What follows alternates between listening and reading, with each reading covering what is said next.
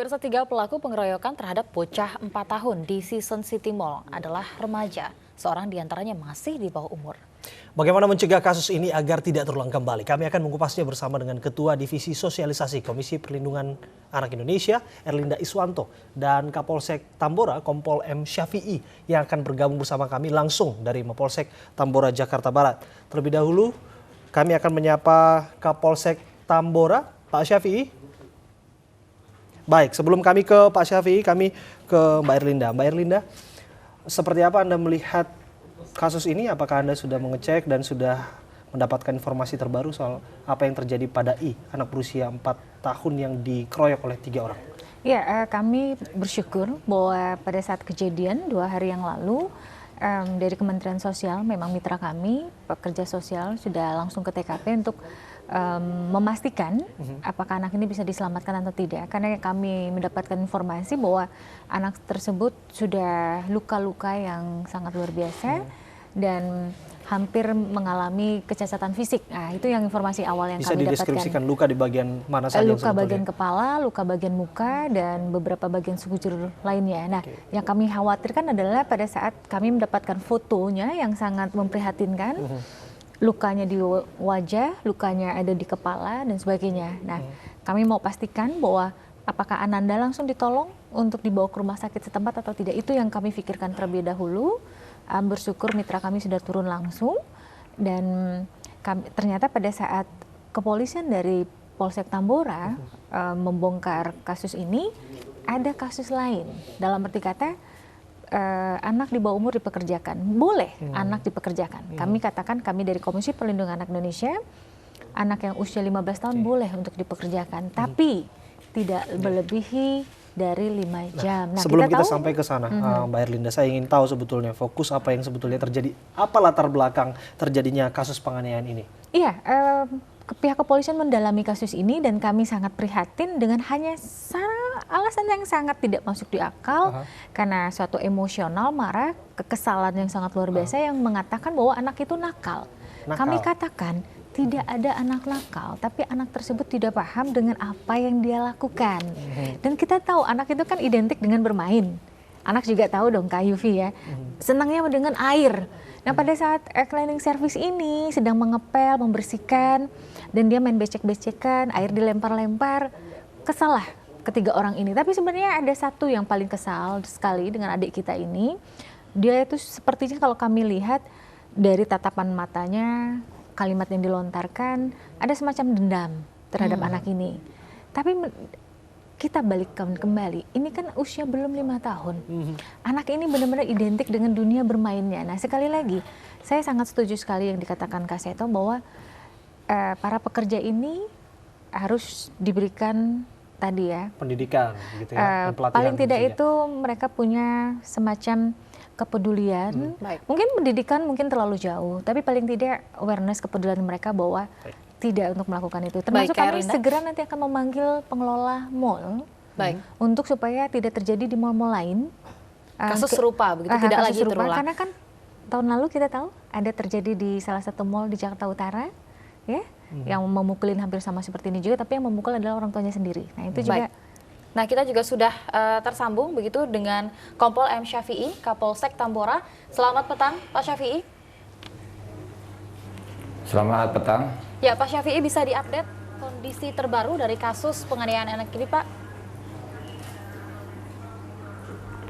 Oh ya, baik. Jadi untuk alhamdulillah berkas sudah mendekati selesai, dan juga untuk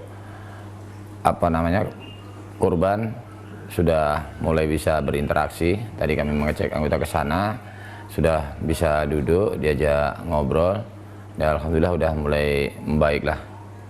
Pak Kapolsek, apakah betul bahwa kasus penganiayaan ini sudah direncanakan oleh 3 orang pelaku yang saat ini sudah ditahan? Ya, dari hasil pemeriksaan, ketiga pelaku mengakui bahwasanya penganiayaan ini, atau istilah mereka itu mau memberikan pembelajaran, sudah direncanakan pada hari Selasa, jadi 2 hari sebelum kejadian. Arti tidak serta-merta begitu saja terjadi dengan alasan bahwa anak tersebut kerap kali membuat kotor pusat perbelanjaan yang membuat pekerjaan mereka semakin bertambah banyak begitu Pak? Iya, jadi dari pengakuan para pelaku memang mereka dalam seminggu terakhir kesal terhadap perilaku si korban karena mengotori tempat yang sudah mereka bersihkan, tempat lokasi kerja.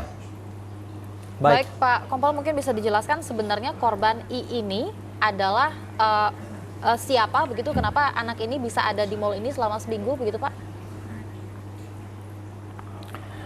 Ya, si korban ini adalah anak ke-8 dari suami istri yang kebetulan kedua orang tuanya antara bapak dan ibunya memiliki profesi yang berbeda, sehingga mungkin karena kesibukan si anak ini tinggal ikut dengan budenya yang merupakan bekerja di salah satu toko di mal tersebut. Jadi kesehariannya si anak ini bermain-main di sekitar mal. Lantas dengan perencanaan penganiayaan yang sudah Anda ungkapkan tadi, dikenakan pasal berapa para pelaku ini Pak?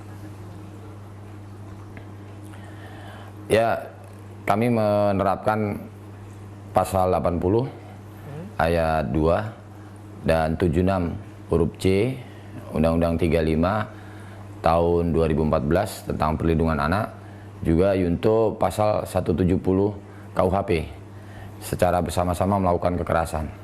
Ancaman hukuman penjara berapa tahun Pak? Ancamannya yang pertama di perlindungan anak maksimal 5 tahun, kemudian yang 170 KUHP 7 tahun. Salah satu pelaku kan masih di bawah umur Pak. Kalau saya tidak salah usianya 15 tahun. Yang kita pahami dalam sistem peradilan pidana harus ada treatment yang berbeda untuk anak di bawah umur Pak. Ya, untuk salah satu pelaku yang masih di bawah umur itu kita upayakan dilakukan diversi.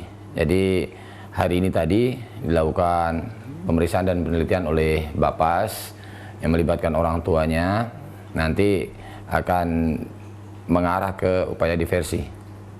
Baik, Kak Erlinda juga jika ingin bertanya dengan Kompol M. Syafi'i, mungkin silakan dipersilakan. Selamat sore Pak Syafi'i, salam kenal. Selamat sore Bu Erina. Iya, Pak Syafi'i, kami dari Komisi Perlindungan Anak Indonesia mengapresiasi kinerja teman-teman dari Tambora ya, Mapolsek Tambora. Yang kami ingin pastikan apakah dari kasus ini seperti yang sudah diungkapkan Kak Seto bahwa sesuai dengan sistem peradilan pidana anak, kami setuju sekali kalau sudah diupayakan diversi. Itu yang pertama.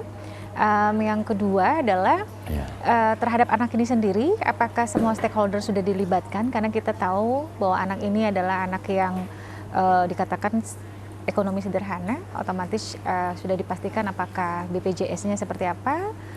Yang kedua juga adalah dari Dinas Kesehatannya bagaimana, dan kami berharap ada semacam tim yang seperti yang sering kami lakukan bersama Polres Jakarta Timur, bersama nanti ada P2TP2A, ada Dinkes, ada Kementerian Sosial, itu ada dari Dinas Sosial bersama Peksos dan sebagainya, untuk memastikan pemulihan dari tidak hanya secara fisiknya Ananda, tapi juga pasti anak tersebut kan mengalami trauma. Nah itu seperti apa Pak? Kalau dari pihak kepolisian sudah melibatkan para stakeholder ini? Ya, untuk yang pertama memang upaya diversi itu yang kita lakukan. Kemudian tadi juga dari pihak Bapas sudah melakukan pendampingan untuk melakukan penelitian. Kemudian untuk dari stakeholder kita akan koordinasikan dari awal pada saat di rumah sakit memang ada kendala dari keluarga yang bersangkutan. Si anak ini juga tidak BPJS. Tapi alhamdulillah ya dari pihak rumah sakit memberikan kebijaksanaan untuk diberikan waktu pengurusan, dan dari instansi dinas terkait tadi juga sudah mulai melakukan perannya masing-masing, termasuk juga dari pihak manajemen. Pihak manajemen mall juga menyampaikan akan berkoordinasi dengan KPAI apa yang mereka lakukan. Yang jelas mereka juga tadi menyampaikan tidak akan lepas tanggung jawab, termasuk juga mereka sudah memberikan santunan sampai dengan bukan hanya perawatan, sampai dengan pemulihan kondisi psikologis atau trauma juga dari si korban. Baik, ini tadi kita sempat dengar begitu apa yang disampaikan oleh Kapolsek Kak Erlinda bahwa niatnya para pelaku ini ingin memberikan pembelajaran.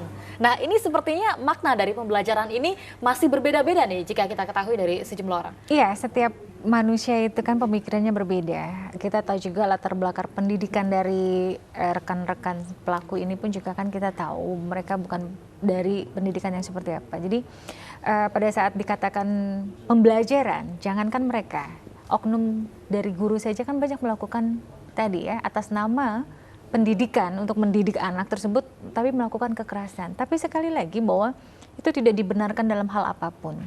Mungkin bolehlah kalau sesekali mungkin menyentil, pukul 1 kali 2 kali.